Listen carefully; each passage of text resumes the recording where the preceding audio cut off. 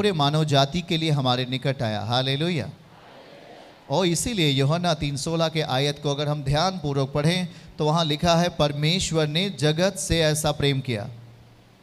हाँ, उसने ये नहीं लिखा मैंने जगत के ईसाइयों से प्रेम किया, जगत के इन बिरादरी से प्रेम किया। उसने लिखा मैंने जगत से ऐसा प्रेम किया। पिता, उसके पास कोई जाति और उसके पास कोई धर्म नहीं होता।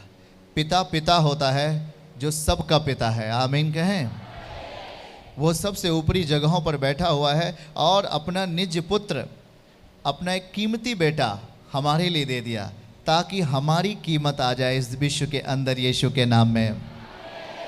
हाँ, तभी तो आप कुछ भी नहीं होते जब वो हमें बुला लेता है। वो आपके प्रॉपर्टी को देखकर आपको नहीं बुलाता, वो आपके सुंदरता को देखकर आपको नहीं बुलाता, बस वो आपको बुला लेता है। ये उसका अनुग्रह है। और जब हम उसके अनुग्रह में उसके निकट आ जाते हैं तो वो उसका बल हमारे लिए परिणाम बन जाता है यीशु के नाम में। और उसी परिणाम को हम अपने अंदर जागृत करते हैं, उसी परिणाम को हम अपने अंदर उम्मीदों के साथ लेके चलते हैं जो विश्वास से जुड़ा हुआ होता है। आज कुछ खास बातें आपके लिए। बगल वाले का हाथ पकड़ के बोलिए, आपको आशीष मिलेगा, आपको छुटकारा मिलेगा। ये बातें ध्यान देना जो प्रभु कहने वाले। आमीन।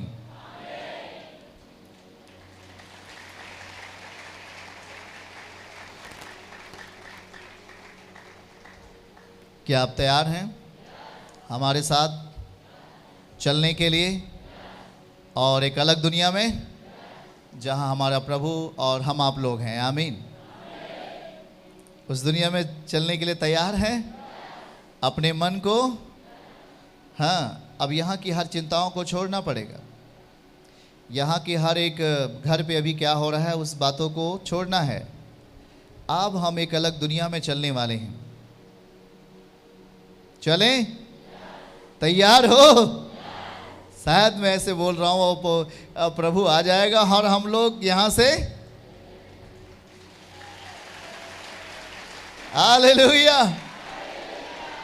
अरे तो लोग गांव वाले बोलेंगे, भाई शहर वाले, अरे ये क्या होगा, यीशु आश्रम के सारे लोग अचानक गायब हो गए, केवल उनके कपड़े पड़े हैं बस।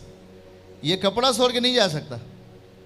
धरती की सारी चीजें यही छूट जाएगी, लेकिन हम लोग चले जाएंगे यीशु मसीह के नाम में, उठा लिए जाएंगे। और बोलेंगे ये सब कहां गए? क्या कहेंगे मालूम है?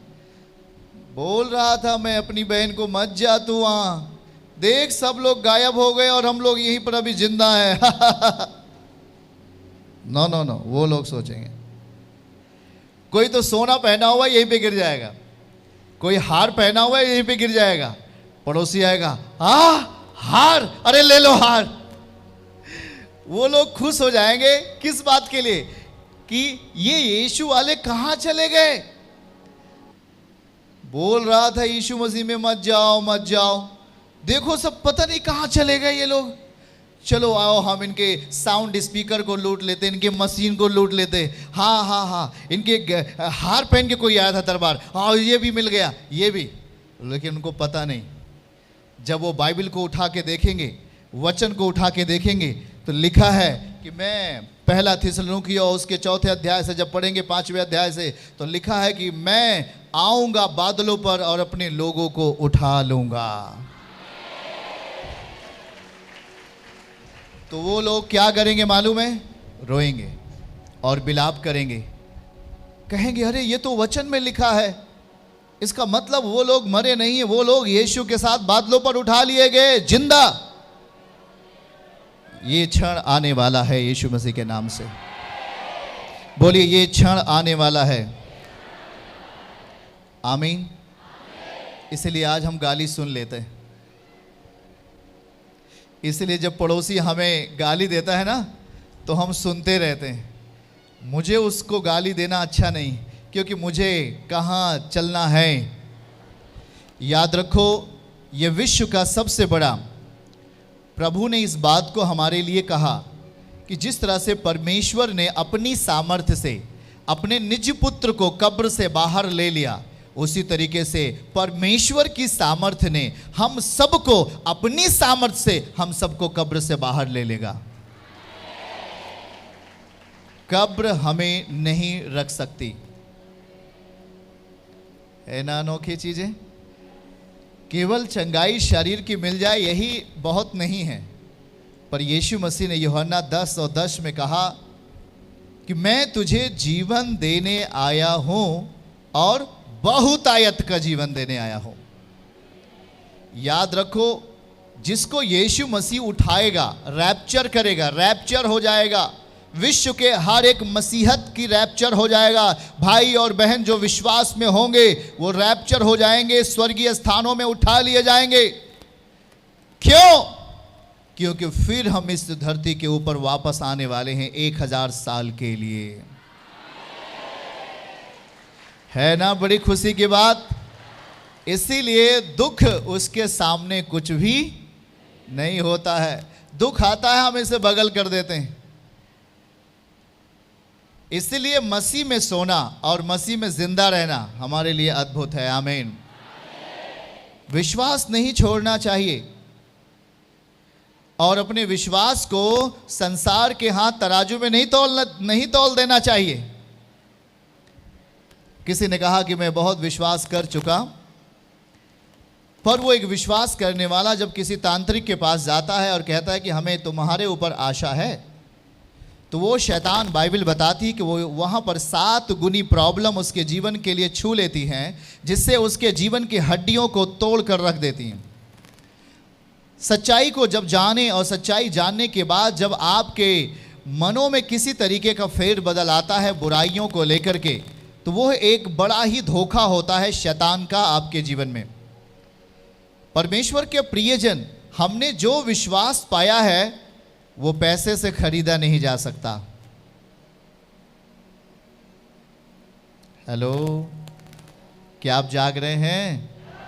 हमने जो विश्वास पाया है वो पैसे से खरीदा, और जी लो 1000 रुपए और चल करके वहां थोड़ा सा उनको गाली दे दो, मारपीट कर लो, तमाम चीजें। ये आपका विश्वास पैसे से नहीं मिला। आपने जो विश्वास हासिल किया है, ये विश्वास आपको स्वर्गीय स्थानों में रखना चाहेगा। ये आपका विश्वास स्वर्गीय स्थानों में आपको लेके चलेगा। परमेश्वर के संतानों, इसीलिए इस बहुमूल्य विश्वास को हमें पाप का विश्वास नहीं बनाना चाहिए। इस बहुमूल्य विश्वास को धोखे का विश्वास नहीं बनाना चाहिए। इस बहुमूल्य विश्वास को जो हमने यीशु के माध्यम से पाया है, उसे जाति और धर्म का विश्वास नहीं बनाना चाहिए। जो विश्वास हमने प्राप्त किया है वो जीवन का विश्वास है, चमत्कार का विश्वास है, मरे हुए लोगों को जिंदा करने का विश्वास है। आमीन कहिए आप। इसलिए हम कभी कभी जब कुछ लोगों को सुन लेते हैं, पिछले फ्राइडे को एक माँ आई और वो बहुत ही बीमार थी, सीरियस थी। 2 लोग उसे पकड़ के लेके आए, उसकी जवान बेटी उसके साथ थी और उसका पति भी साथ में था। और जब मैं उसके लिए ले हैंड प्रेयर करने के लिए गया तो पता ये चला, वो बोलने लगे, ओ जी ये आते थे, पहले चर्च में आते थे और बिल्कुल चंगाई को प्राप्त कर लिया, छुटकारे को प्राप्त कर लिया, फिर इन्होंने परमेश्वर के वचन से अपना रिश्ता कायम नहीं रखा, अपने आप को प्रभु के साथ कायम नहीं रखा, और शायद इस कारण से ये दशाएं आ गई। मैंने उनके कोई भी इस टिप्पणी का जवाब नहीं दिया। याद रखो, उस समय हमारा जवाब देना उनके लिए कुछ ठीक नहीं है, क्योंकि परमेश्वर उसे ज़िंदगी दे। मैं बस यही चाहता हूँ। हालेलुया। याद रखना इस बात के लिए कि बाइबल गवाह है, यदि आप गुनाह करते हैं तो आपके लिए हाकिम तैयार किए गए हैं। हाकिम बुराइयों के लिए तैयार किए गए हैं। हाकिम दुष्ट काम करने वालों के लिए हाकिम तैयार किया गया है, जो आपको पकड़ सकता है, आप पर जुर्माना लगा सकता है, आपको जेल में बंद कर सकता है। इसलिए हमें उस हाकिम के पास पहुंचने के पहले ही अपनी आत्मिक दशा में सुधार लाना बहुत ज़रूरी है। इसलिए पवित्र आत्मा है जो आपको जो ना समझ होते हैं उन्हें अपनी समझ दे करके उस संसार के तमाम बुराइयों से आपको बाहर रखना चाहता है। आमीन। वो नहीं चाहता कि आप संसार की अवधि में, संसार की परिधि में रहकर आप अपने आप को मिटाओ। जहां पर कोई आशा नहीं है, जहां पर कोई आत्मा की तीव्रता नहीं है, जहां पर कोई उम्मीद नहीं है, हम वहीं से आए हैं और प्रभु ने हमें आपको वहां से उठा करके प्रेम किया हमसे और हमें आपको अपने अलौकिक स्थानों में जगह दे दिया।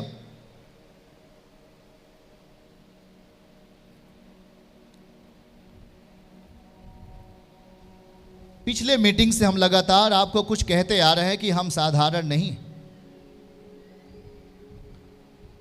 जब हम कह रहे हैं कि हम साधारण नहीं हैं तो उस समय आपके सामने से शैतान टूटेगा और आप में परिणाम आएगा। आप सुन रहे हैं?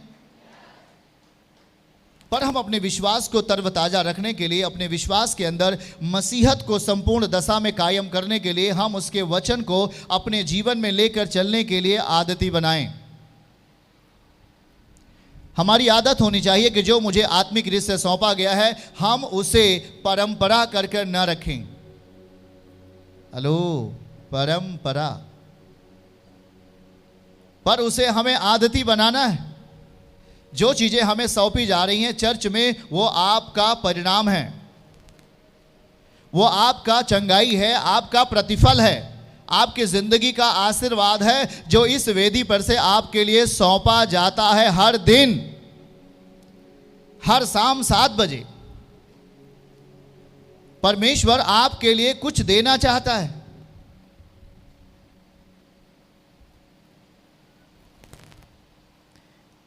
कहिए हालेलुया। हम नए बनाए जाते हैं इसलिए कि हमें नई चीजों को अपने जीवन में हम देख सकें और उसके प्रति हमारा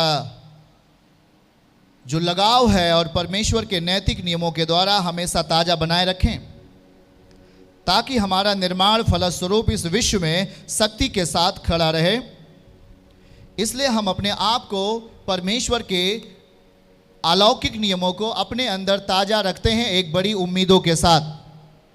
और हम जब अगली सुबह, जब हम पहली रात को सो जाते हैं तो अगली सुबह हमारे अंदर एक अपेक्षा होती है।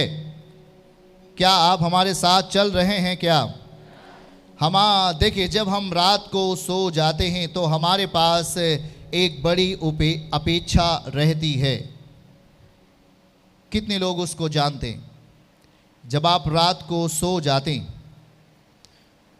तो आपके पास एक बड़ी अपेक्षा रहती है, मैं अगली सुबह जागना चाहता हूं।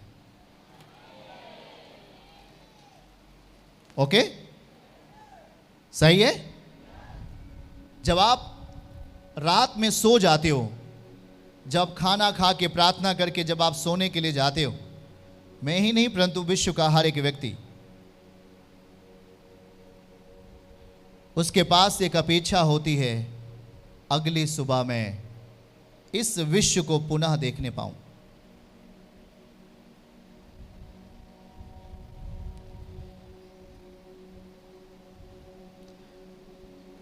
हाँ, उस उम्मीदों को हमें कायम रखना चाहिए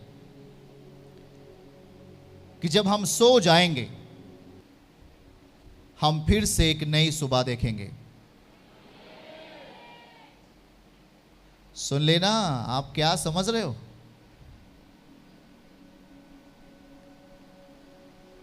इसलिए भजनकार अध्याय 3 में और आयत 5 में क्या लिखा हमारे लिए?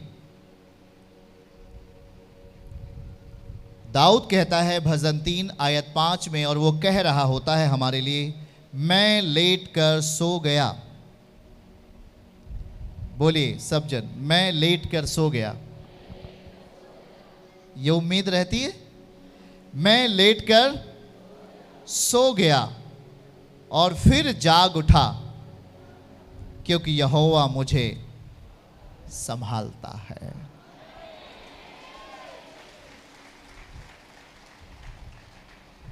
वाकई जब आप खाना खा के सो जाते हैं या सोने के लिए जाते हैं, आप इसे जरूर एक बार पढ़ें। और जब आप सुबह उठें तो आप जरूर इसे एक बार कहें, प्रभु मैं लेट कर सो गया था, अब मैं फिर जाग उठा हूं। ये मेरी ताकत नहीं, ये मेरा बल नहीं, ये मेरा भाग्य और किस्मत नहीं, पर यहोवा मुझे संभालता है। क्या इसे अपने अंदर ताजा करेंगे आप? कहिए, मैं लेट कर सो गया, मैं लेट कर सो गया और फिर जाग उठा। क्या ये अपेक्षा आप में है? आप सोते हैं और फिर अगली सुबह जागते हैं एक बड़ी उम्मीदों के साथ, सही है? क्यों? यहोवा मुझे संभालता है। आमीन। क्योंकि बहुत सारे लोग आपके साथ ही सोए, बहुत सारे लोग आपके साथ लेट कर सो गया, पर वो फिर से सुबह नहीं जागा। वो अगली सुबह पक्षियों की आवाज को नहीं सुन पाया, वो अगली सुबह अपने परिवार की आवाज को नहीं सुन सका, और वो सो गया मसीह के आने तक। हमारे पास एक नई उम्मीद है, हाथ उठाकर बोलो, हमारे पास एक नई उम्मीद है। हालेलुया। क्या है? हमारे पास एक नई उम्मीद है, एक जीवित उम्मीद है। आमीन। वो हमें छुड़ाने की सामर्थ्य रखता है। हालेलुया। क्या उसके साथ हमें अपने आप को रखना चाहिए कि नहीं? हाँ, ये उम्मीद है।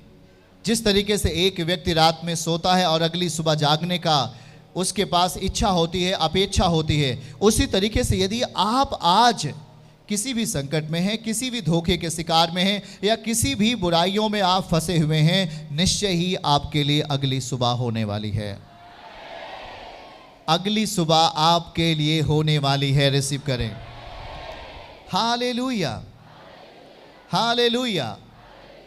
भजनकार 30 और आयत 5 को अगर हम पढ़ें तो वहाँ भी कुछ ऐसा ही लिखा है, जिसे हमें तरोताजा कर देता है, हमारी उम्मीदों को, और हमें बलवान साबित करता है। और वहाँ लिखा है कि क्योंकि उसका क्रोध तो क्षण भर का होता है, परंतु परमेश्वर की जो प्रसन्नता है वो जीवन भर की होती है। आमीन।